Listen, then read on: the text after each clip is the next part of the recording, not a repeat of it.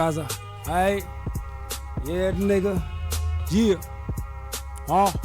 Yamoo ci bañ ma gis dang may baara léegi sa fen yi ëpp na wàññil sa baarale bi dañu may nuyu Mike di ma cërale bit fu ma romb dégg ñu gërën ci kaw jëmbat naa ko ci fulla muñ di xaar mu law ana ñi nga gëm ne leen nan ñu ma sóoru seet nigga repeat again yes gërën ngay am nigga yes sa fen yi ëpp na wàññil sa baarale bi dañu may nuyu Mike di ma cërale bi fu ma romb dégg ñuy nodd góoreen ci kaw jëmbët naa ko ci fulla muñ di xaar mu law ana ñi nga gëm ne leen nañu ma sóoru seet nigga yes ay tàngal fooy nigga yeah ok ñu dem góoreen you ready yeah yamoo ci bañ ma gis dang may baare léegi sa fenni ëpp na wàññil sa baarale bi dañu may nuyu Mike di ma terale bi mën a bañ mën a sañ dañu ma cëralee fit fu ma romb dégg ñuy noddu góoreen ci kaw nëbët naa ko ci fulla muñ di xaar mu law ana ñi nga gëm ne leen nañu ma sëru seet def naa sa king bi jeeg jox ko sëru seet ñi ma def noon dinañ dégg lu teg jàmm ku ma xos yi tàkk jëppét boo ko wedde jàmm nangul ne dama weex gal seen bi lay diw gis naa Ouzin Keita mënoo ma jaay siiw ay ca nañu ko tàngal nañ ko taal ma gis bu fekk wootee dundu dee dina ma gis nañu boolo di siis duñu ma tere reg man dama dëgër tul di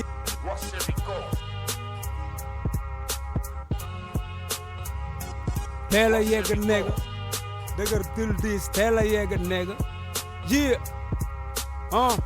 kawteef bi maa ko samp góoree ni di puus ñawteef def ma noon fu ma dégg suus wax naa ko ci kaw li ñuy nëbb Tuuba man njambe moo ma defar barki borom Tuuba li may daaj du li seen benn marto mën faj ma ngemb toog néga dama matt mën nekk naa ci ndaanaan bind leen ko fépp man mbind mee may jaamu lu ma rëdd xeeb ko sàmm laa ni ardo tàmm laa ni laago yu sunduur ñi may bañ a gis man la coon ba laago dis mel ni karo lis mel ni karo demal xoj sa bopp duma la may buntu bi ngay xaaroo very cool man dencal say mbóot si noo ma suy bale takk naa di saxaar wër di ubale dañoo mën di ko wone job fayal mo ne ñi la ngemb di la tóot nega ñëpp nega tele nega yeah góoren ngay am nega ki nga fer wër ay yeah wax seen bi ko ji ci tàngalaat ko nega maa ngi sorry sama gars yi problème technique bu ndaw mais mu ngi nice oh yeah hey Mr. Muzz what's up yeah I'm bad man I'm good man yeah I'm good man naka waar yow waaw tout d'abord dama lay remercier vraiment ci invitation bi di jéggalu par rapport ak auditeur ak auditrice yi ñuy déglu ak sa fans yi nga xamante ne semaine dernière la ñu waroon def émission yi ama amoon benn contretemps bu ndaw ñu mujj ko annulé xëccaat ko ba semaine bii nga nangu ñëwaat fii ci King FM donc déjà ma lay remercier bu baax a baax ci loolu. waaw c'est un plaisir. yes di la dalal ak jàmm di la wax ma bàyyi la nga nuyoo déjà peut-être ak auditeurs yi. xamal gars yi un peu Muzz mooy kan fan la passage bi jugee. wax ñu un peu sa parcours kawteef. et puis combinaison yu bëri yi nga xamante ne am nga ko game bi gars yi respect la. nga defal gars yi daal un petit topo pour sénégalais yi gën la nand. waaw donc bismillah maa ngi nuyu donc ñëpp ñi nga xamante ne ñu ngi déglu instant bi King FM 99.4 ak sama waa ji Oli bi Gaza ñoom seen donc Muzz benn Baye Fall bu dëkk PA donc bu commencé rap bien avant 2000. bokkoon ci benn groupe bu tudd Pas Clan. ok donc après éclatement groupe bi ci la ñu créé Kawtef deuxième man ak sama homie Cross. donc commencé woon doon enregistré sunu benn album bu ñu waroon génnee bu tuddoon Big Bang. donc nga xamante ne ñu bëri jotoon nañ jot écho yi. que album bu ñu joogoon ba mu pare la. ok donc finalement mujjuloon aboutir. donc c'est en 2012 que j'ai décidé de faire carrière solo donc commencé enregistrer sama premier projet muy 3G. d'accord 3G Góor Gaynde Garmi. bien avant loolu jotoon nañu génn ci ay compilation tel que bu El Hadj produire woon. donc def naa ay featuring ak pas mal d'artistes ak ñoom Gaston ak ñoom Milka donc. voilà donc 2012 ba ñu décidé def carrière solo ci la ñu décidé génne projet boobu noonu nga xamante ni moom nga yor muy 3G. d'accord. voilà def ci ay featuring ak ay ndaanaan donc. waaw maa ngi ciy gis vraiment beaucoup de gens yoo xam ne jot nga liggéey Ada Cannibal ki nga xamante ne mooy Gaston Milka Jihad Underground mu nekk ay références ci hip hop bi et puis day wane tam un petit peu ce touche dañuy gis ne rap bu dëgër bi nga taamu. waaw rap bu dëgër bi la taamu waaw bon man damay wax ni rap bu dëgër bi bon bon pour ñenn ñi des fois li ngay woowee dëgër ci ñenn ñi du dëgër donc des fois li ngay wax dëgër ci ñenn ñi dafay nekk vraiment dëgër donc man rap bi may def mooy bu baax bi quoi donc rap bu baax bi lay def donc rap bi nga xamante ne dafay conscientiser donc di éveiller quoi voilà donc noonu la demee donc après 3G bi pour continuer ci présentation meuse bi donc après 3G bi dama génnee 4G un an après laa génnee 4G mu nekk continuité wu 3G bi donc 4G bi nekk benn maxi wu 4 titres xam nga boo xamante ni voilà dañ ko génne woon pour continuer ci lancé bi ñu nekkoon pour préparer album bi nga xamante ni moom moo nekk en cours te incha allah du yàgg dara gars yi dañ si jot incha allah bu soobee yàlla ñu jéem a tàmbali li nga xamante ne mooy liggéey bi dëggantaan di fàttali ne gars yi mun ngeen seetaan en direct émission bi au www.kingfm.sn di bëggee bu baax ki nga xamante ne mooy Kéba Dia kooku déjà dugg na ci live bi Caterpillar nigga ji góor nigga rabu PA bi la bakkal tëgg nëpp gis ma lu ñu jaay maa koy jënd toog di xaar ñu wis ma man damay rap di bind ay texte sans filtre séquence de flow yi transition yi technique yi sans fil enchaînement de vers yi ne koy nandal ay solar daanu yees si mel ni clis de neero Haalpulaar posé mbind mi ni mer bi jaay cere sa bopp kañ jox ma sa ndong ma sol ci daaj sinon say nopp tooj vampire yi deretu rab bi moom ngeen bëggoon mucc di woote bande te pédale yi yoruñ lu dul cëcc bu ma paree ci yéen gal seen dina leen fàtte man sama rap day flow bi dafay engagement bi samay veine ak du pur sang soxlawu ma croisement ma négg maa ngi 22 bopp bi doo ko toj góoren 82 foog sa G8 sa association de truand bande pourri BPM bi dajal na leen pilian wawal say négis ko ma ci boole rek ma tamis mafia bi feeñ di li ñu kët ndeer góoren gëmuñu leen nawlowuñu leen zagoorul ma leen dañuy job fayu coow lu yëpp Caterpillar sa nawlowuñu leen zagoorul ma leen dañuy job fayu coow lu yëpp Caterpillar sa nga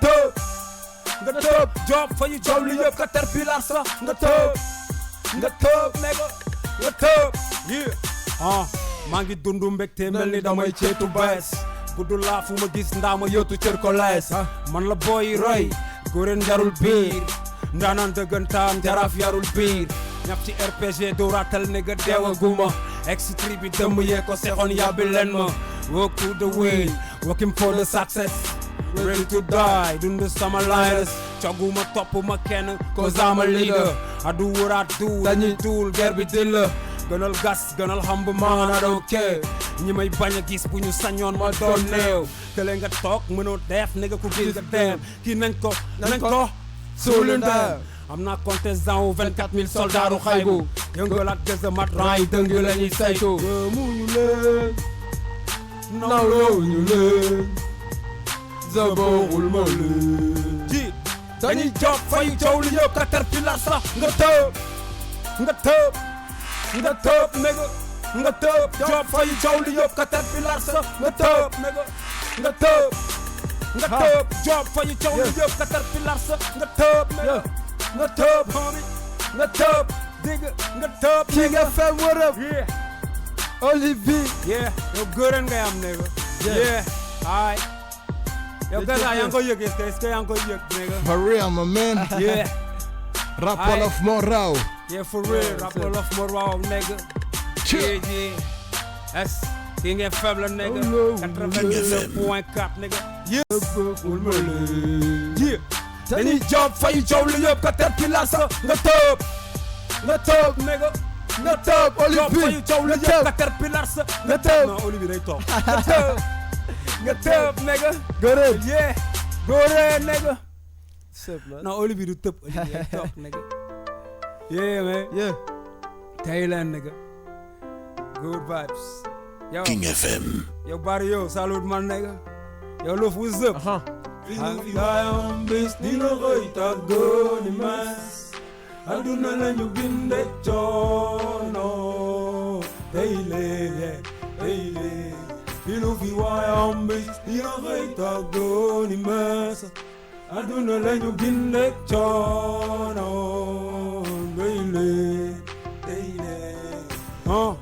loo am ci duniyaa dinga ko mës a ñàkk waay yarul maandu tey ëppal jarul jaay dañu la dénk xam ko dund bii du wéy ñu fi nekkoon démb bu ñu dëkk tey dara saxu fi duniyaa naxe mbaay la rek ku ci xari toog moom bis mu bàyyi la dem geddu nañu tool yi dañuy wër di raasaatu bu ñuy di jooy ñële ñoom di njoowaanu ku ci nekk fal sa bopp ne yaa gën yi des boo ko fenn far boo ko deful yées li nga war a dundee sa jë bi lañ ko bind boo dee ko xam ñi réer yaa leen war a gindi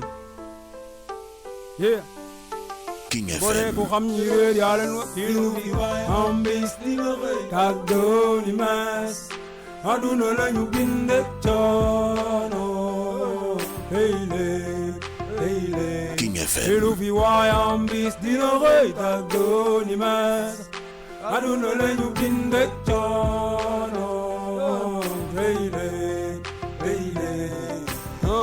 léegi dañoo diis pare nañoo diig ndaama du gis demu njol nee na mënul diig duñu gasandoo ñoom ñëpp bëgg nañu suuli seen mbooti jot ci peela leen ko tere suuli ndaama du wax lu mu yëgul nee na daa kuul njol mën na lépp dafay mbalax nee na mën na tulli duñu woddu kenn seen lépp moo ngi ci biir mi ras seen bopp ni rappeur yi seen lépp ci biir mbëggeel moo tekkeetul dara daa amatul dañu koy séntu fii muy jaar fee ndax wóolatul soof gi pël fii ñëpp ñoom de ñoo bëgg a rëcc ku xas ba jàll boo jegee buntu bi moom ngay tëj ndaama yëgul njoole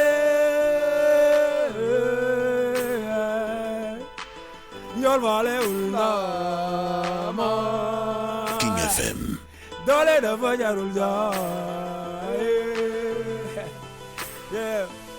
bis dina ñëw ñëpp neew la filu fi waayam bis dina wéy tàggoo ni mees aduna lañu binde coono tey leen filu fi waayam bis dina wéy tàggoo ni mees aduna lañu binde coono tey leen sound bi nag Samba moo ko moom Samba Gueye moo moom sound bi man yow bàcc ma nigga yes yow Olivier Gaza ngay am live Yes, sir. King FM 99.4 jaajëfati yes I Mr Meus son bi nice na trop jaajëf yes I dafa mel ni nag son bu spiritual la ma bëggoon un peu ñu waxtaan ci nga wax ma un peu lu waral son bi et puis dafa mel ni da nga ci xalaat Baye Fall yi xalaat ci un petit peu société bi parce que dañuy gis lu bëri sànq ci information yaa ngi dégg benn ndaw soo xamante ne dafa dem ci douche tribunal bi xaru moo tax sa son bi yooyu yëpp xaw ma yóbbu foofu son bi lan mooy vibes bi ak lan moo la indi ci gindi bu mel nii quoi waaw noonu la demee donc effectivement noonu la demee donc tey ren la son bi tudd donc loolu lañ ci wax quoi donc c'était benn moment dañu remarqué woon genre fay yu mel noonu donc Olivier day nekk fii donc beneen waay nekk ci biir gàlla bi donc nekk Olivier ci biir gàlla bi di ko neex ba daf koy jéem a fexeel donc te fàttee ni kenn ku nekk si ñun li yàlla bind sa jër rek ngay am kenn mënu ci dara donc loolu la donc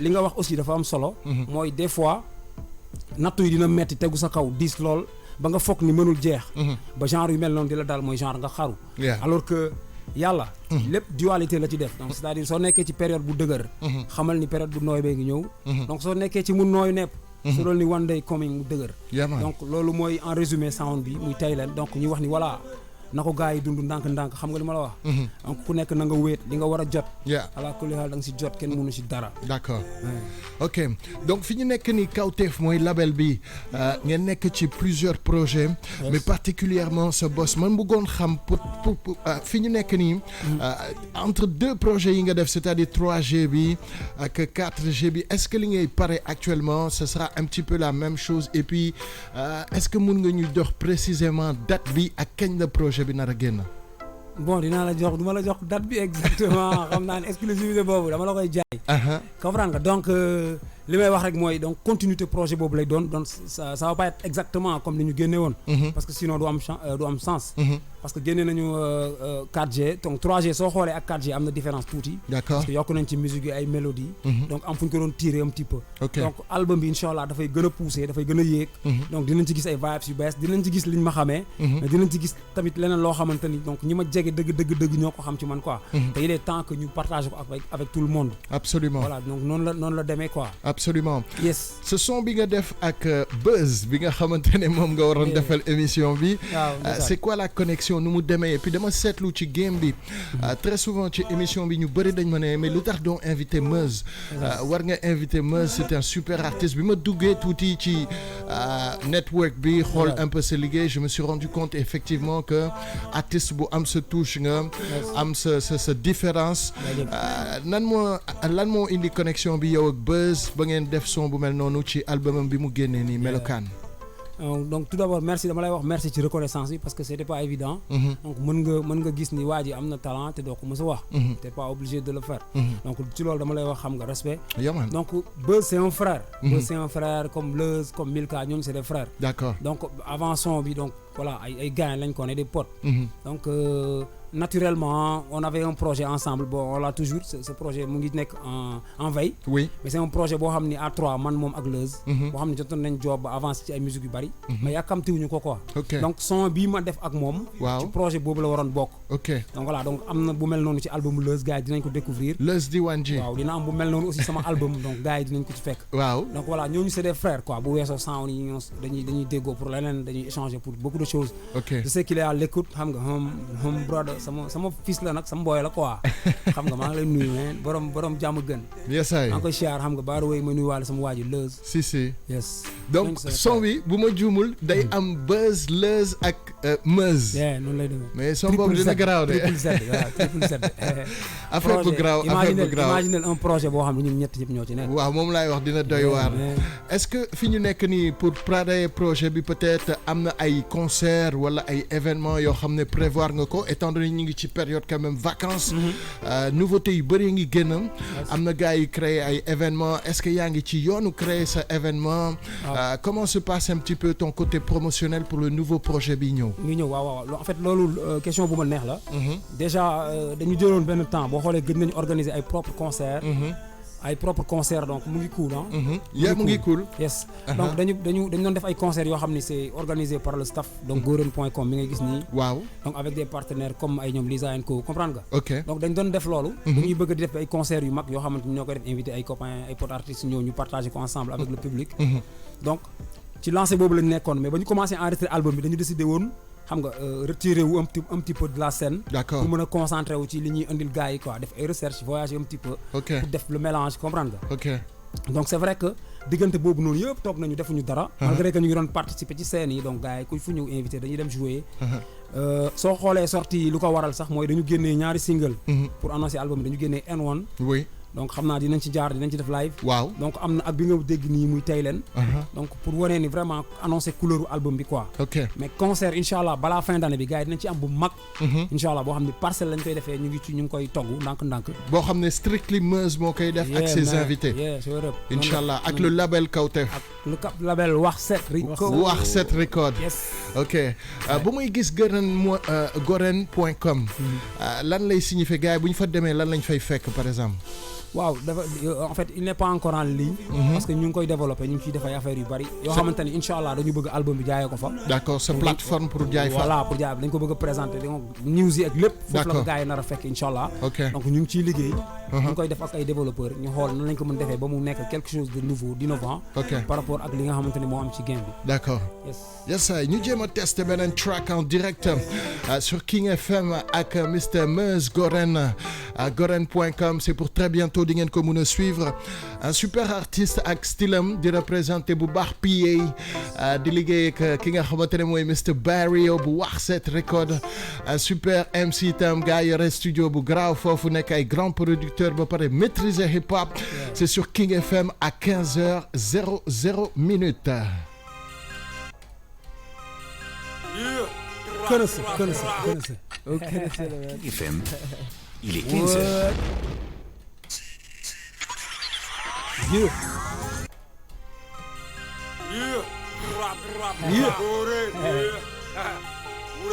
Bii maa koy may sama waa ji CB. Nigga. King FM. Yo, teg lu dis sa dégg-dégg xiin bi sóob na taw wis teel a génn sikki sàkka succès di wàcc weer pig bi percé placé fa daaju seere dir lu ñu sumb yanu ko foog ci doom mu deful bi gis mii nu jinne fooj da ngay daw ñu cooki fi nga tàppe ruux lañ taxaw cooki yéeg musul yëm golo bay doful bay dem fu gayndey defaroo kawe du weesu coll dem fajoo gën nga ñuy rey ak nagaroo dañuy teg la get di bég di yéeg dañoo ruil ba nekk anti fake sunu sombi du lomb nañ ko naan fenk jant bâche du teewu caan discours lañu door ci benn laay togg tooke sol ko seeni may lu ñu wutaleeg everybody depuis le début mooy sunu góor ambition ñoo ngi dundu béeré ñun démb la ñu dundu tey ñu fly away ñun ku ñu xosi diggante ko popo béeré ñun démb la ñu dundu tey ñu fly away ñun ku ñu xosi diggante ko popo popo popo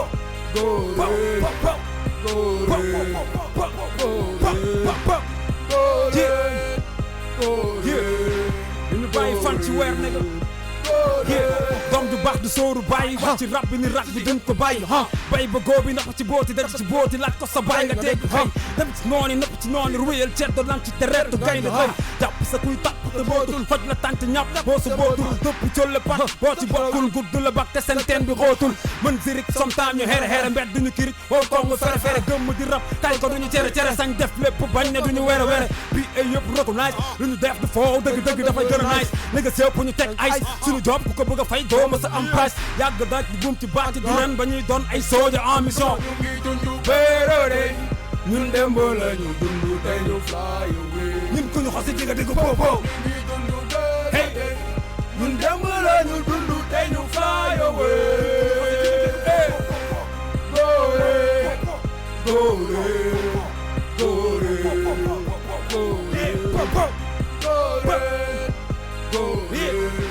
duñu bàyyi fan ci weer nega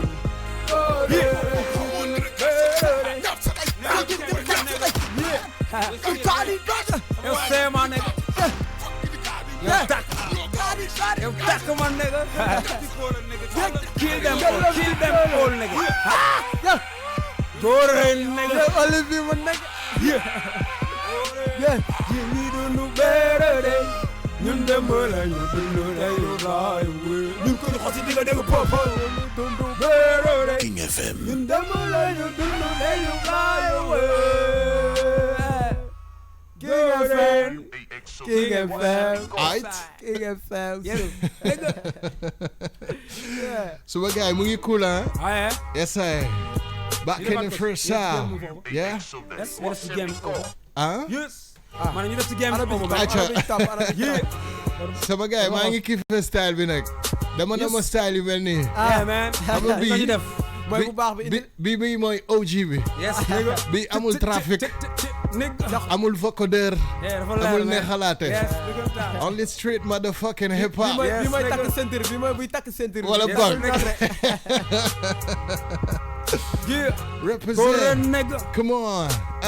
Come job bi on. master lañ ci sa Come dag on. bi feccu ma si sa boss bi la jàpp na xumb man bokk ma si delluwaatal ko nigga Tufu.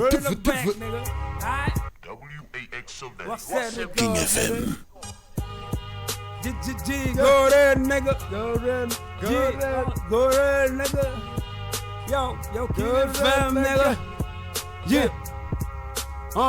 job bi master lañ ci sa dat bi feccu ma si sa bos bi na jax na xumb man bokk ma si ñoo ngi ci mbedd ba léegi ñun ñoo ngi dëggu ba léegi modeur ba am sës ñooy teg di la mercenaire yi ñëw ci tee bi jafe gis woowee ñu sanguinaire yi sedd gaaw a boy taf ñu tàngal neer yi gaaw a teef la double M the golden legendary góorlu ñu kaw ñu def géew tuddee ñu jafe sóori bokku ñu catégorie lyrical tàng sóori mbootu lël bi la xamee nañu fi ñuy catégorie li ngay dégg ci ego tribu ci man c'est du sérieux su ma la déggoon kill laaw kon doy lii de la tey di nga naw ma ne nga tey di nga siiba ak ma reere woon léegi nga naw ma tegal ma beat ma def ci wéy shit the jam is over tey di nga naw ma ne nga tey di nga siiba ak ma reere woon léegi nga naw ma tegal ma beat ma def ci wéy shit góore the game is over. job bi master lañ ci sa daj bi fecc ma si sa bos bi na jax na xumbu man bokk ma si ñoo ngi ci mbedd ba léegi ñun ñoo ngi dëggu ba léegi ma dër ba am sës ñooy teg di lak mercenaires ñëw ci tébi dafa gis foo we ñu sanguinaire sedd gaaw a boy taf ñu tàngal neer yi kaw a tef la dabalem de góoren légendaire góolu ñu kaw ñu def géew tuddee ñu jafe sori bokku ñu catégorie lyrical kanfoori mbootu lël bi la xamee nañu fu ñuy catégorie ñu dem li ngay dégg ci ego trip ci King FM. li ngay yes yow bind bi sëf na ma diis may rap di gesticuler teg di poñe beat di flotte flow yi articulé one shot ma drop des fois ma tëb catapulté après kii sometimes ma dugg parachuté parasite ci son bi baaru meri pare quitté sama bind bu fa teg sa tànk scène de crime la su ma mere bind bi day sànk ma de rime la bind naa bagge bind xoj naan bind maye bind galpage bind mbal ne duñ ko fi reye bind ci géej asamaan suuf bind ci niiri bind ay ton sëf ko ci mbaami bind ci hiiri bind bu këne na koy déglu beeg déglu siire nega yidam hey tey di nga naw man nega tey di nga sii dang ma réere woon léegi nga naw tegal ma bii ma def ci way shi góore the game is over tey di nga naw man nega tey di nga sii dang ma réere woon léegi nga naw tegal ma bii ma def ci way shi góore the game is over. Yes ay mu ngi cool de gars li ngeen ko déggee Mr Goren Kokoy Muzz di représenter le label Warset Record Mr Barrio qu'on remercie au passage moom tam di liggéey ci projet bu bees Barrio un super MC confirmé seen studio bi ngeen yore Mr Muzz est-ce que production yi fa ngeen koy liggéey musique yi ak yan producteur nga tàmm liggéeyal musique bi nu muy demee yow yaa koy create gars yi dañuy ñëw jox la naka ngeen di liggéey seen son tuuti. waaw loolu question bu ma neex la déjà ma profité ci remercier ñi nga xamante ni beatmakers yi nga xamante ni ñoom ñoo job ci projet bi. donc waa Labo 36 mu ñoom foofu la ak Corka jot nañ ci produire ay musique donc yeneen musique yi ba Barrio moo ko produire donc am na yeneen musique yoo xam ne Zen moo ko produire. donc voilà c'est très important loolu parce que créativité bi nga souligner. yes mu ngi cool ah Lamine. yaa mu ngi baax mu ngi baax. écouteurs yi daf ko bu baax. ok yes donc créativité boobu daf ci am solo c'est-à-dire que ñun duñu dem ci beatmaker yi juste pour récupérer fa ay musique. waaw donc dañuy dem def ay recherche donc indi ay mélange donc loolu noonu. moom la ñuy proposer le beatmaker mu jox ñu ay flavor. ok ça nous arrive des fois tamit ñu fekk fa benn musique bu nice. ñu jël ko donc yokk ñu suñu ay flavor. après mu joxe dara quoi donc voilà. c'est comme ça noonu la ñuy jobee. ok alright li ma bëggoon wax mooy est-ce que album bi étant donné que Barrio nga ciy liggéeyal. on peut espérer peut-être nga def quelques combinaisons tam ak Barrio. et puis ma bëggoon nga wax ma un peu ci Warset Record ak Kawtef structure bi ngeen di liggéeyal est-ce qu'il y a d'autres artistes yoo xamante ne war nañ tëll keñ ak ni muy demee quoi. waaw am na beaucoup d'artistes qui sont là-bas. donc am na ay artistes notamment waa Cosa Nostra ñu ngi foofu. waaw donc ñu ngi job seen projet ak Barrio en tant qu'artiste. waaw donc mais aussi am na ay boy par exemple am na benn boy bu dëkk Sébi bu tudd Jiki la. waaw donc foofu lay enregistré donc mu ngi préparé benn projet bu cool. d'accord d'ailleurs bokkoon na récemment ci flow up bi. ok donc voilà donc am na yeneen jeunes yoo xamante ni man personnellement am naa envie produire leen sama sound man ak ñoom ci sama projet. donc muy waa Pied Univers sama jeune frère yooyu ñoom Mina ñoom. ñoom Badou de Wise ñoom Element ñoom xam nga ñoom Mam Kha. donc voilà muy la nouvelle génération relève bi nga xam ne ñoom ñoo nekk Pied. ok di ko vraiment di ko handal. d'accord donc ñoom j'ai envie de faire quelque chose ci projet bi donc ak Barrio. waaw. The Boss waaw dégg nga Olivier nee na man ak yow dañu war a def benn affaire ci album bi. donc c'était prévu te incha allah dinañ fexe ba dugal ko ci. bu soobee yàlla incha allah beneen affaire mooy que ne fi ñu nekk nii seeni artiste ak xaaral ma ñëw. mosal bi. yeah N1 lyricist. wala plutôt ñu mos bi après ñu ñëwaat. ayca na xool ban la boobu. Muzz Gaston. Ok, yo. live pour ñenn ñi dafa tënku ci ay noir et blanc am ñu ko HD ñëla di ko plein écran rallye bi léegi la pour bokk ci kuuru combattant yi rëcc mbaa dee wàññi ma ci liste survivant yi mën naa ko léegi dañoo bëri ni ay chinois bind kat yi raar jafe gis mel ni sang de roi moteur yi emblème def bandi laaj pousse mu tàkk bu la wax kat yi mën a fay c'est normal nga jàkk duuli nga foog rek chaque fois mooy li war a am duuli nga toog la weñ ñi wër suukar la am defal sa dundu parel dee mel ni ku ñu xabtal dinañ la tudd tëyal bee ku dul yow di nga taal li ñu bëgg nga gis du dëgg bokkul ak li am liñ lay diggal di la ko jàngal mooy li ñu bëgg nga am fas bi moo nekk ci kanam jiitewul defe naa c'est clair du teggi natt moo may illuminer dee naa ci leer. Vous croirez que la guerre civile a eu lieu pour libérer les esclaves? Comme quoi le milliardaire Spielberg vous rend encore plus bête. Et ils feront en sorte de projeter le film dans les écoles, de le diffuser à la télé en boucle pour toujours. Mais la vérité, c'est que toutes les guerres ont eu lieu pour le fric et que le petit peuple doit crever parce que les élites en ont décidé King FM.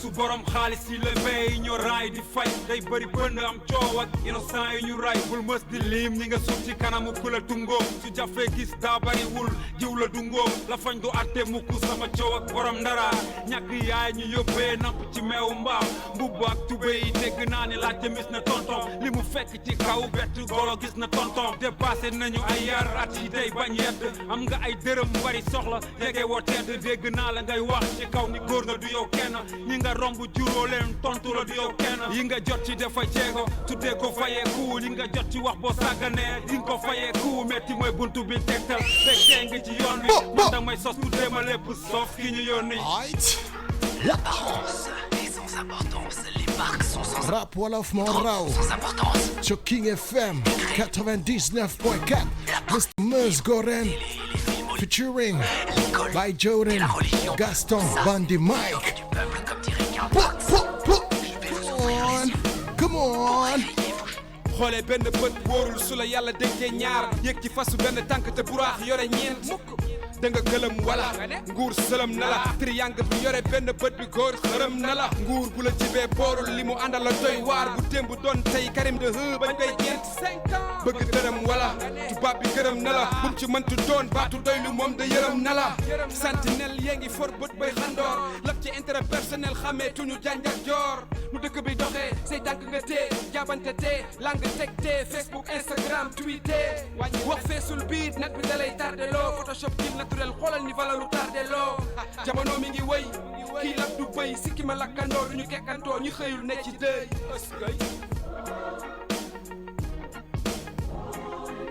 King FM.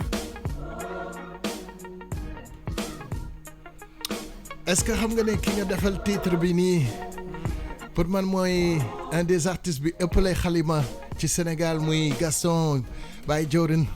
C'est un très bon lyriciste. C'est un très bon lyriciste, hein? Tu penses aussi la même chose? Yeah, man. Ok ci même dynamique boobu un peu comme yaa ngi doon wax su sànq que bëgg nga collaborer ak ñi nga xamante ne ñooy nouvelle génération bi déjà lan nga pensé ci niveau rap bi actuellement fi ñu toll nii ci 2019 qu'est-ce que tu penses des boys ak ñi nga xamante ne ñu ngi clashante globalement sa avis ci game hip hop Galsen. waaw am na toute particularité mais sinon dans le général je dirais que ça va quoi mu ngi avancer. par rapport ak seen envie de toujours. vouloir bien faire même su fekkee ne du tout le temps lañ koy def. mais xam naa ci pas mal de jeunes yoo xamante ni sama xel dal na ci ñoom. c'est-à-dire que ak ñoom dinañ continuer di am rap bu am message parce que c'est très important. D'accord dama koy wax booy chaque fois ni leen defal lu la neex ci kaw musique bi.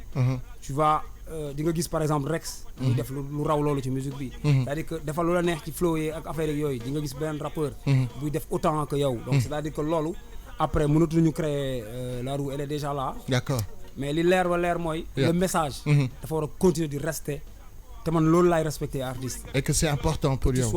c'est très important que tu sois célèbre wala inconnu. D'accord ça importe pour man. D'accord am solo mooy que le message di continue di rester dans le rap. D'accord parce que rap bi moo doon dernier review Baye Fall yi.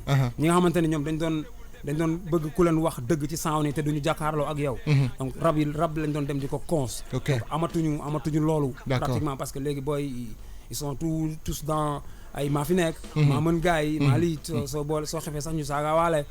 donc dama leen di jàppee ay innocent. ok des jeunes c'est des jeunes yu comprendre donc ñu war a xam ni l'idéal mooy ñu nekk des artistes d'abord dañu war a nekk ay artistes mais ñu xam ni contexte dëkk bi ñu nekk permettre leen loolu quoi permettre leen loolu ñun mënuma accepter loolu c'est-à-dire que ñun dañ doon roy ci ay rapadio di leen déglu gis seen engagement comprendre nga nuñ doon dénoncer yenn faits de société même su fekkee des fois ñu def ay sound yu xam nga yoo xam ni c'est carrément à l'écart par rapport ak loolu mais chaque fois da ngay gis ni seen ligne de conduite duñ ko wàcc mooy chaque fois éveiller les consciences donc ñun suñu royee ci ñooñu tey ba dem bi yor genre discours boobu dañuy bëgg génération bi nga xamante ni moo ci topp ñu mel noonu c'est très important c'est pas par hasard en fait ñaari régime jógee fi à cause du hip hop su fekkoon ne ay caaxaan rek la du mës a am c'est parce que texte yi dafa amoon message donc c'est très important loolu suñ ko bàyyee rek mooy l'heure est grave. D'accord. Mais yow actuellement musique bi fi nga ci toll depuis un certain nombre d'années quand même nga nekk ci depuis 96 bu ma juumul ça représente bientôt 20 ans de rap est-ce que fi ñu nekk nii si passion lay toog wala c'est vraiment un projet boo xamante ne à terme di nga continuer musique encore pendant quelques années.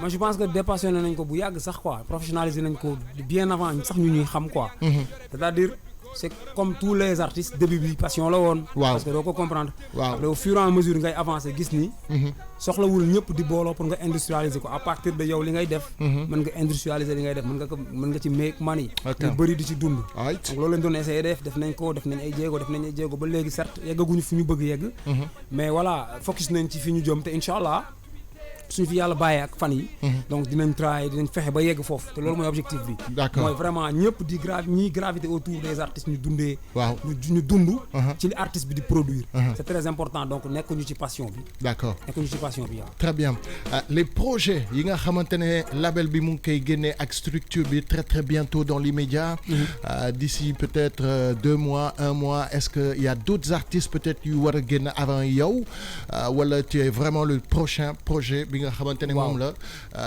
Waxset ak Goren nar a génne. waaw noonu sax la demee donc projet bi nga xamante ne mooy numéro 1 bi Waxset war a génne. oui. sama projet la donc voilà parce que yogoon nañ ci job lu yàgg. te instant bi donc artistes yi nga xam ne ñoo nekk derrière yëpp. ils sont obligés de m'attendre. te je voudrais pas jël seen temps trop. même su fekkee ni man yàkkamtiwuma je pense que ñoom tamit ñi nekk derrière comprendre nañ lan mooy deal bi mooy bëgguñu ko génnee mu yam foofu te dañu bëgg suñ ko génnee ñoom tamit ñu bénéficier wu ci parce que du servir à rien su fekkee ni man damay liggéey pour Waxset c'est-à-dire que man rek may gagner les autres du ñu am dara objectif bi mooy su ma génnee kenn ku nekk si ñoom nga gis ci sa bopp très bien et Inch'Allah on va le faire Inch'Allah bu soobee yàlla peut-être le dernier son bi nga xamante ne moom la ñuy yore nii après ñu jéem a tàggoo gars yi Inch'Allah bu soobee yàlla mooy bii nii N1 yes I Waxset yeah ore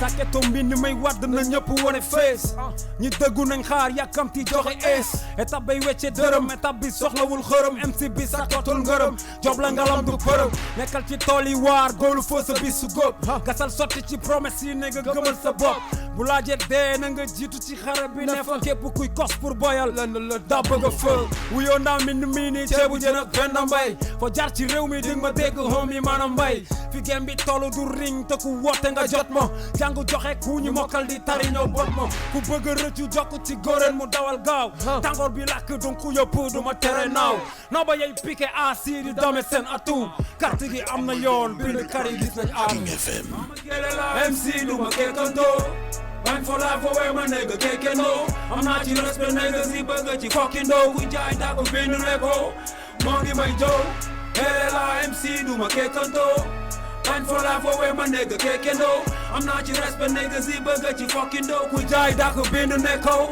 moo ngi may jow gasay teen nopp yu baax yi tëmbal ci baat mais vocaliste li rëbi négg kay defal ma baax ku ma jiitu ci mbar na ci lu fees pan intouchable mel ni sinjeli fees man na Henri matal saa ñëw dugalaat jalgati MC al ma tës alu foñi bi lakkati naka re faj man la seen docteur yi muslumen dégg fi saraxu jën tax na ngay muslumen tul ku na naka re filtre ber nañ ma quarantaine bay fa salle bi C4 la bu ñu sotti kérosène respect bi maximum la sans visa ram yi lay kawe tëj nañu asamaan yi seen ñaar yi ñu déporté album mbay gi ci yoon bi du fay pass day dox ñëw number one bind gat bi maana they don't know yes King FM.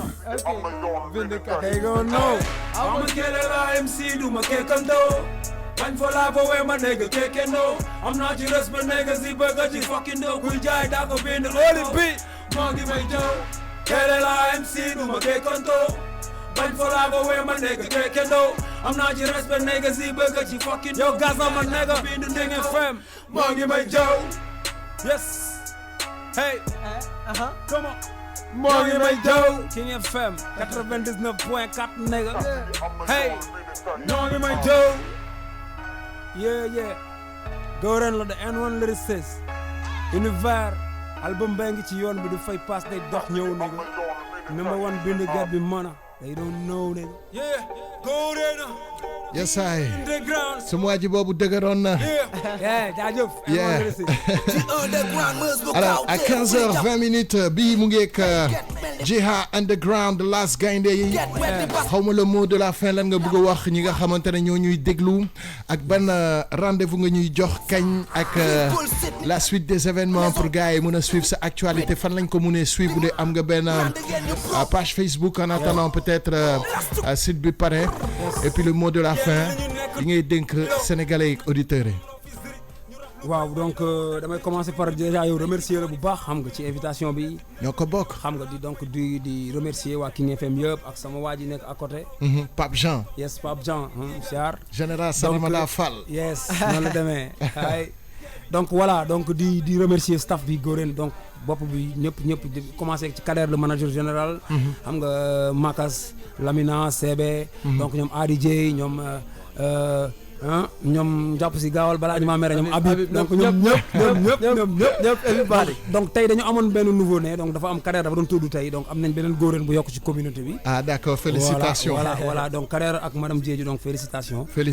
donc voilà xam nga donc di remercier tout le monde. di leen wax ni rendez-vous bi mooy déjà yow dinañ fi jaaraat. dinañ fi jaaraat pour xam nga voilà annoncer affaire yi su gën a jege si fii sa kër la ñu def collabo ak King FM pourquoi pas. for real xam nga aussi dinañ jaar ci beneen ruq bi feneen fi ngay nekk noonu. for real xam nga donc RFM voilà ñu daje foofu noonu amul benn problème donc ñu def ay affaire mu gën a yaatu inchallah donc voilà di wax gars yi na leen Univers mu ngi en four xam nga donc waa labo ñu ngi terminal musique yi ñu amel donc ñu dugal ko ci biir labo xam nga wax seen record bi donc def master final yi xam nga donc annoncé vraiment annoncé ba ñëpp xam ne ñu ngi waaj a ñëw. ok après ñu génne ko incha allah. donc ñëpp xaar. nañ ma ko ci sama page Facebook Meuz Goren. donc même chaîne YouTube bi aussi Meuz Goren la donc soo defee Meuz Goren rek xam nga di nga am info yi nga scotché connecté abonné. xaar info yi incha allah mu dal la foofu. all right. yes ay. donc ñu doon suivre aussi ci internet bi donc ak live King FM bi ñu ngi leen di wax xam nga. daa leen def ci teewlu bi. si leen siyaar Goren la woon. am di ñaa bëri na Mokhtar Senghor. ak pas mal de messages hein gars yi comme d'habitude rek ñoom moom wax Ibn ma xool kooku wax Ibn Gora big up mu ngi lay bigee super Meuz en tout cas actualité bi dinaa ko jox gars yi dès que am loo xamante ne génn na dinañ ko jottali gars yi et puis di bigee bu baax waa wax set record di bigee sama artiste bi su mois ji moom gëree la et puis di leen souhaiter aussi bon vent et inchallah lu ci am rek dinañ ko tegal gars yi inchallah noonu lay dem jaajëf merci beaucoup. Voilà, c'était Mr. Meuz Goren du label Warset Record Kawtef. Et il continue sur une sélection avec ce hit qui est pour moi le tube de l'été, Mr. TN Pose Photo.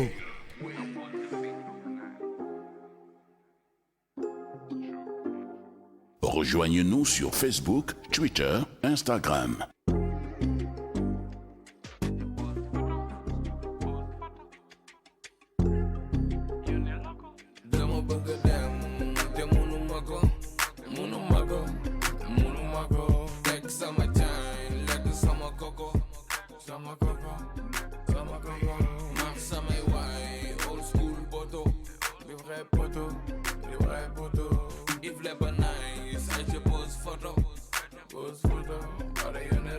King FM.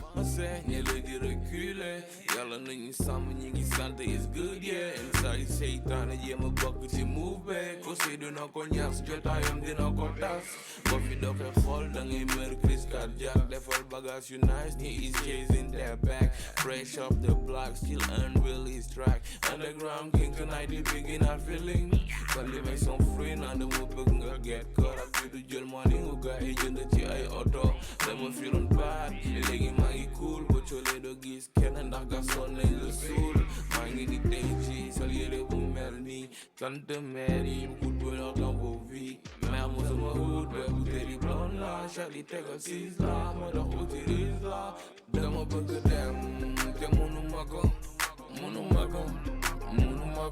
teg sama time lekk sama koko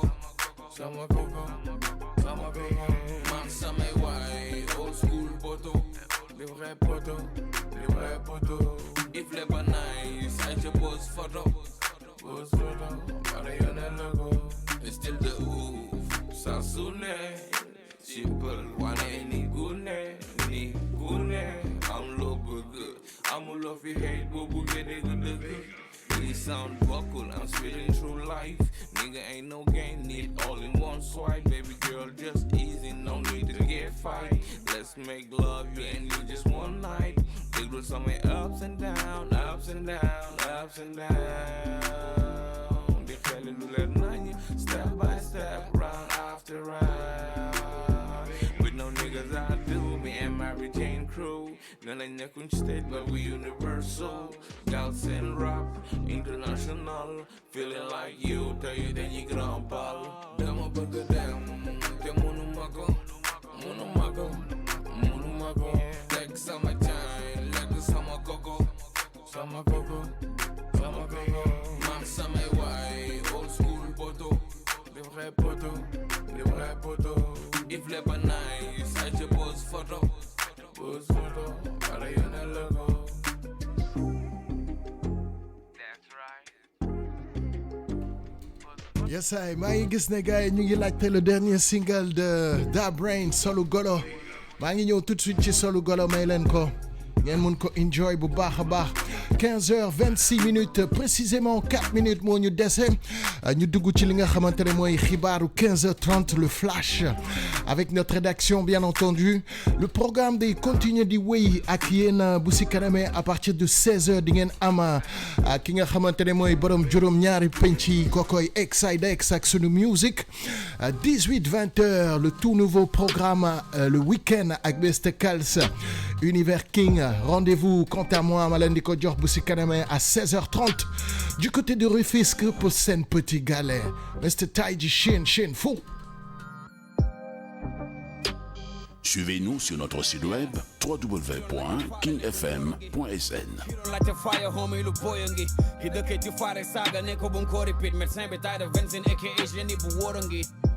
Jenny Turu ñi wowe Jenny Fils macat borom xeli Jenny dëkke lënam Chris kadan yone farna teew xajal ko nguur gi please fasa araf ni ko askan no si tim Quraysh Fils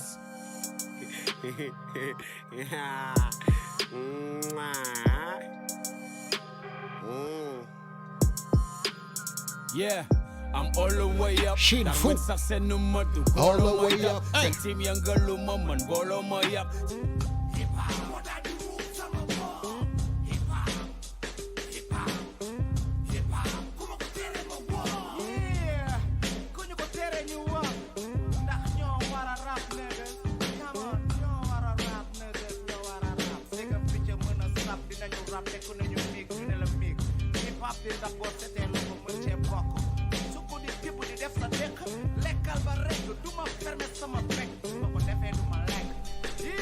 Hey, merci beaucoup Mr LH Bujiha Underground.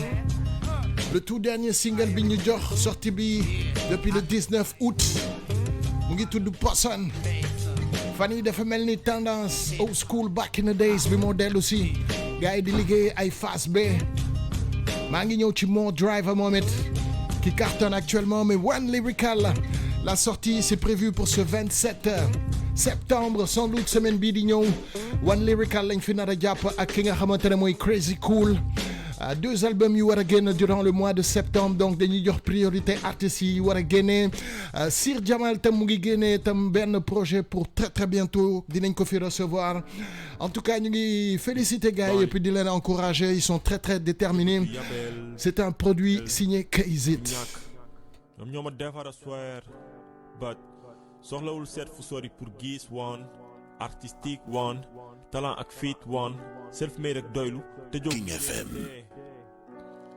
xalil sa yoon mu leer bul taal sa torche bàyyil barab bi fay nga taal sa bopp à part weer bu dee concurrence wu ma kenn à part yaay di bekk ku ma dundul ma dee la album bi comme Mandela def naa ci sama histoire Gaza mës naa la woy xuloo la fa jënd defal geste jënd potentiel may na law guddi l'album yëpp yàlla na ma et la sortie sont prévus pour ce 27 septembre Kayzit Sénégal musique Omzo Beat a fait la diff c'est Dieu qui donne.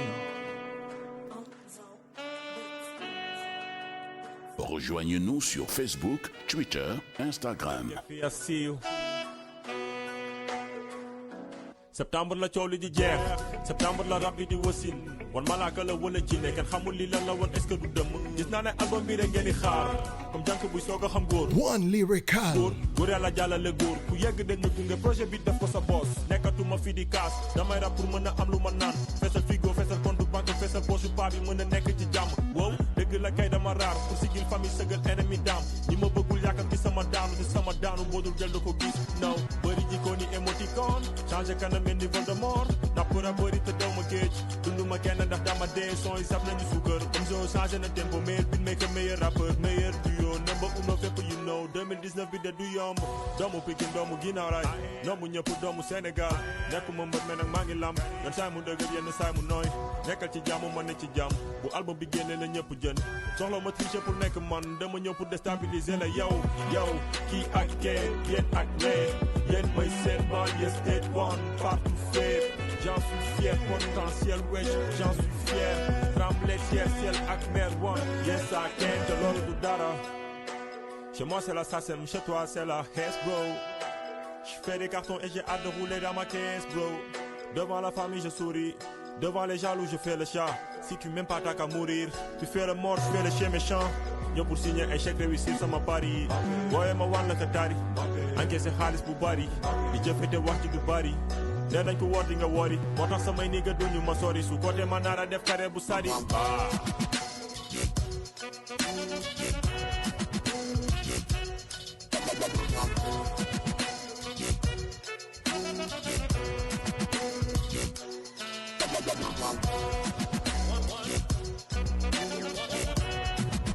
Suivez-nous sur notre site web www.kingfm.sn.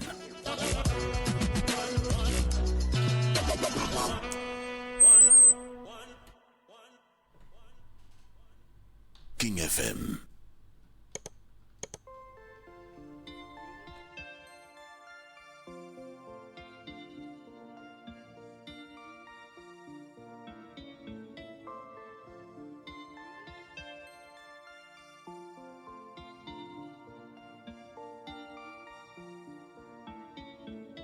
Everything is possible, nothing is impossible. Focus on your life, go we be with you.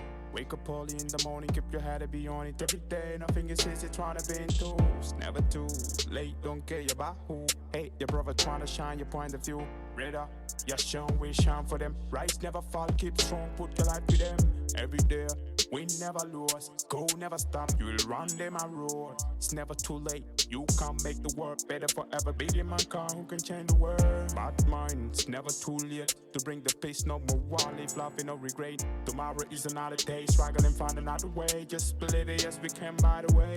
Keep the eyes on the prize, one day your dream come for realize. I'ma tell you, sir. Your dream come for realize. For realize. Yeah, Mr. Dippy Dose, toujours ci cadre projet bi nga xamante ne changé na label, never too late. Yeah, the youth never gave up. di leen fàttali ne tam maa ngi leen di jox dig daje demain à partir de 14h à la même heure ici sur la 99.4 King FM, première radio digitale du Sénégal, toujours fort en musique. Ce sera Gaza City.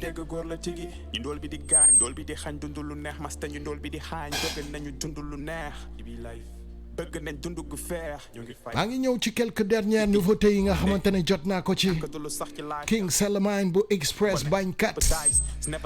maa ngi ñëw tam ci DIP ak Bass Thiogo bu bees bi, sans oublier ki nga xamante ne moom mooy More Driver li may yëg ak Is 814 155 Freestyle Potential.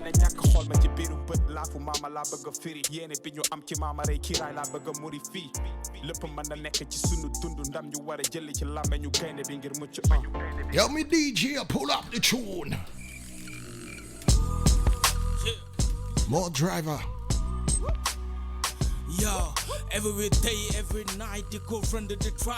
Technical man, tactical banda ba kurni jay. Wisla khuranga salit, tego for way ni nyalit. Nimbalam boy, wesu na foy du gafu du mbalit. Ni may lambale bombale, tegale rimi sa kaw. Wesu ne junju fepti di bon teg sa kaw. Ben le piblo boy defar junni bi tere lay sos. Dentel ma waki di gas, ferti le bokk di sos. Misalum imam buy xut ba ñepp naan selaw ndax yiw.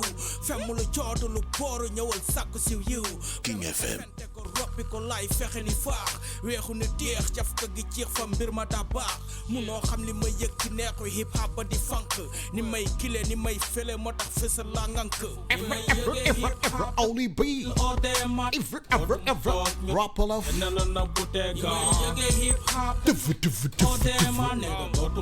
ever hip hop hip hop daf may kill all them man ever only be hip hop daf may kill all them man ever rap love bomb ma romb ma faka taxi blow my mind fëgg na tijj say buntu taxi génneel ma duum ana pexe lambu joxe taxi fas yéene xeexi génn may xooxi fas yéene joxe wurr ba mbaaxi xalim ak àll way sosi rëddi fent di pese soog ko sa cin la togg ba baaral bàyyi bam gosi foog nga jàng foog nga nand li ma yëg ni daa kawe seet ko sa bopp wëlbatil jëmmu tàggat bam tuwe kërti rakki njàpp ci bit bi teg dóor poñe maay bi kaana bi teg ma teggi le puub baa mu ko yàgg na meen nux gengi may kill damay ñokk li fett li kaaseen naan ba def tel woodu gem bi denje du tere xus lay def bu ne foofu yéeg sa kaw gàngu naay ga doon chef Hard MC Mr. More Driver kii benn old school buy remettre les pendules à l'heure là. Yeah. Merci à tous ceux qui suivent le streaming au www.kingfm.sn 18-20h Univers King en compagnie de Kals.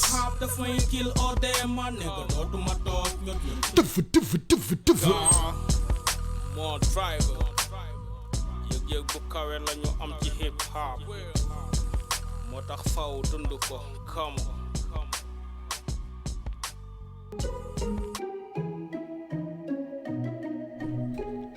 Alors bii ma koy jox à tous ceux qui kiffent Dip Doundou Guiss gis nañ tam le label Reptile actuellement sont revenus très en force diggante seen deux autres artistes yi ñu am Mr BMJ ak Samba Peuzzi. Hey Booba Reptile Idi what's up?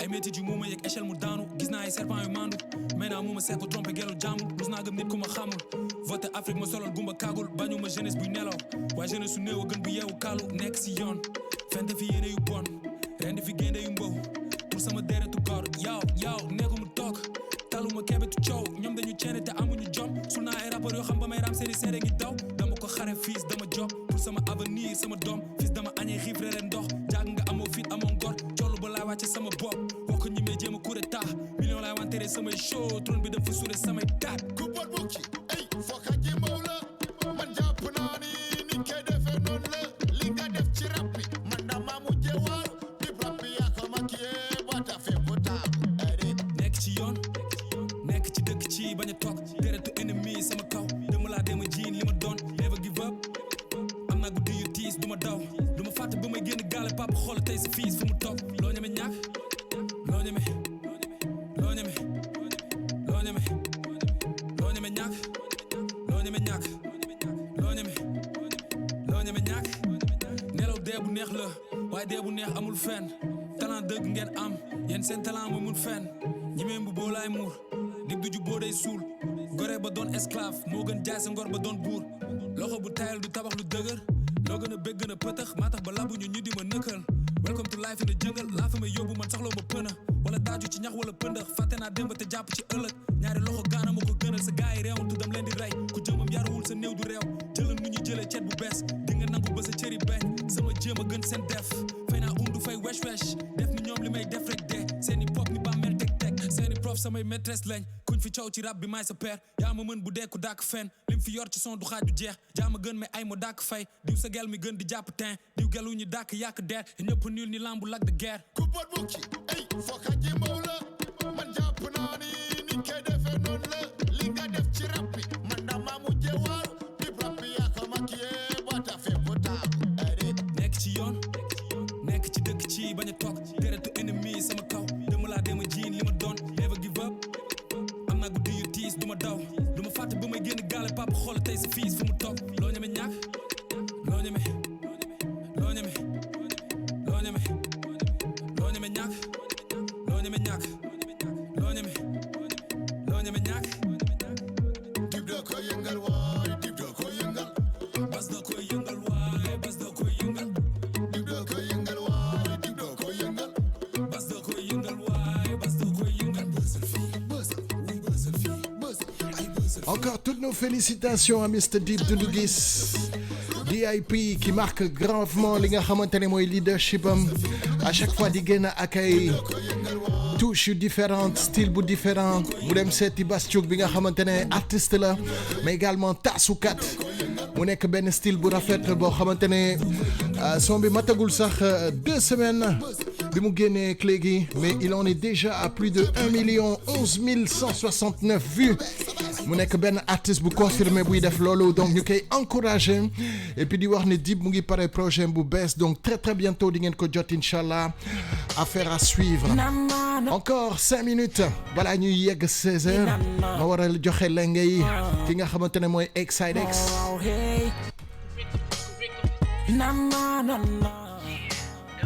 Holy be nana, rap wolof moo raw hey. Suñu yoon lañu nekk nank di woy fii lu waay am for ko moom da ko liggéey ay yaa ngi ci biir King FM Holy be Gaza rap wolof moo raw. Suñu yoon lañu nekk nank di woy fii lu waay am for ko moom da ko liggéey ay yaa ngi ci biir King FM Holy be Gaza rap wolof moo raw.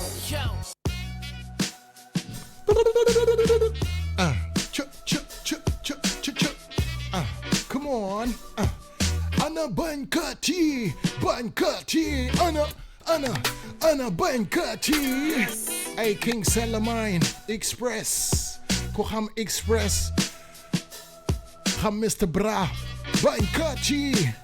Ko xam Express. Xam King Salamine. Kooku mooy un des membres du groupe Express qui sort son projet en solo. Mu nekk 4e single am Bañkat.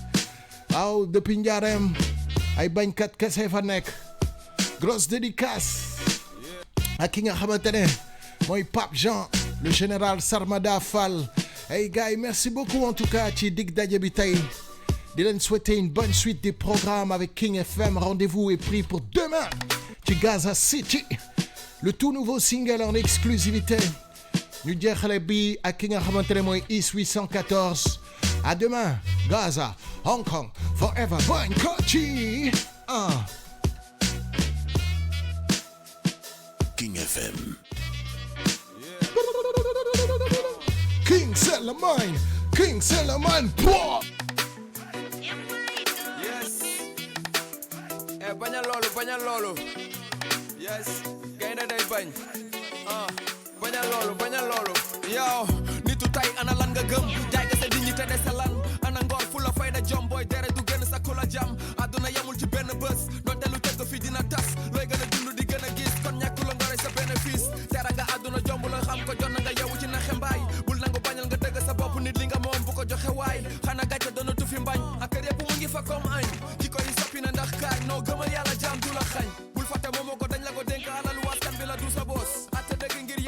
nga def ñàkku ba doole yi ci sa poos corruption bee la soppi boss askan bi xiif di gën a xoos ñi ma yàlla ragal nit njaay tey mbala nu sutura gën di oos bu la kenn neewal doole am ak ñàkk ngay boole jugal nga jëm bul xoolee desal sa ngor mu ñam bu coole waxal dëgg même booy dee nit kaa doom lañ koy tee jëlal yàlla def seede ëllëg du añ mais jar naa sorde bañal ba dee bañal ba dee wane sa bopp bu mu jàmmi dog bañal bañal ma ni nga bañal ba dee bañal ba dee bañal ba dee wane sa bopp bu mu jàmmi dog bañal bañal ma ni nga bañal ba dee yow bañal ne Lat Joor ak tubaab ba bañal ne Alburi Buur Siin Maba bañal ne Ndeer cey jooju talaata bañal ne Alil Siiti we jaata defal ne maalaw joxel sa bakkan bu way wi ñaaw bul duutal sa askan dëgg mooy kattan jaam day attan xamal sa gëdd bul fàtte yaay kan takkal sa fit bi ni Mandela royal ci Thomas Sankara ñi mekaan yi bëgg akara booy jéema la roy ci Guevara wàcce sa bopp te yéegal sa xam-xam fonkal sa mbokk te doylo sa am bul dox ci lëndëm demel sa ngëm-ngëm sa xol di jóg kenn du la tey am ndam sàmmal sa kàddu kenn du la yab bu lekk si gaalu xaju sa ndab boo nangoo ñu takk la bum si baat ngir pot de vin dootoo xalaat gor day jomb wàcc di ko lekkaat fu la ngor bàyyi nañ la fa fekkaat toogal nga seetaat sa bopp wéetaat doyloo got mooy def nit bañkat bu la kenn neewal doole am ak ñàkk ngay boole jugal nga jëm bul xoolee desal sa ngor muñ même bu coole waxal dëgg même booy dee nit kaa doom lañ koy tee jëlal yàlla def seede ëllëg du añ mais jar naa sóor King FM.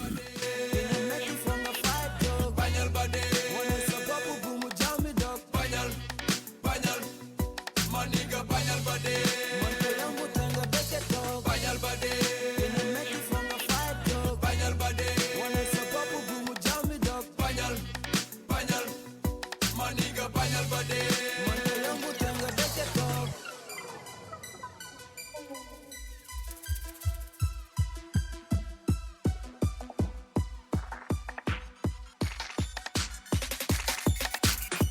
bu la kenn neewal doole am ak ñàkk ngay boole jugal nga jëm bul xoolee desal sa ngor muñ même bu coole waxal dëgg même booy dee nit kaa doom lañ koy tee jëlal yàlla def seede ëllëg du añ mais jar naa sorde bu la kenn neewal doole am ak ñàkk ngay boole jugal nga jëm bul xoolee desal sa ngor muñ même bu coole waxal dëgg même booy dee nit kaa doom lañ koy tee jëlal yàlla def seede ëllëg du añ mais jar naa sorde yeah come on Salomon check it da nga war a bañ man dee góor bañal loolu bañal loolu express yeah yeah check it yeah King FM.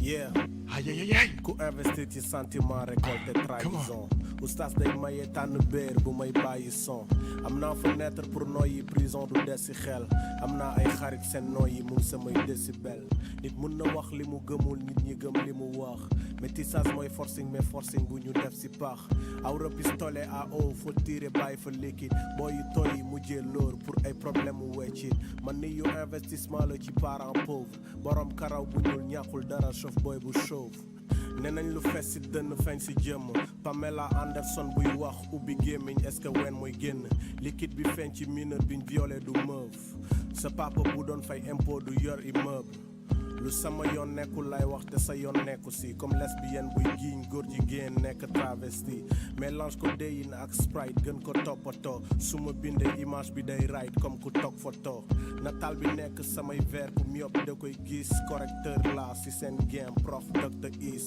ku xuuge laa wax samay problème mu fàtte ba sam hip hop bu amoon rek ñu jàngal ñu ko éco femme mun nga tàmbalee lu baax mu mujj ci lu pire mais neewu kumpa munul xeeñ ci biir borom bàmmeelu biir ba bëggee dugg seen bopp yi foog nga use berceuse public bi gën a nelaw comme ku def alarme berceuse gis-gis du bët sentiment du xol defal ma greffe beneen kër ki ma nekkal lay xool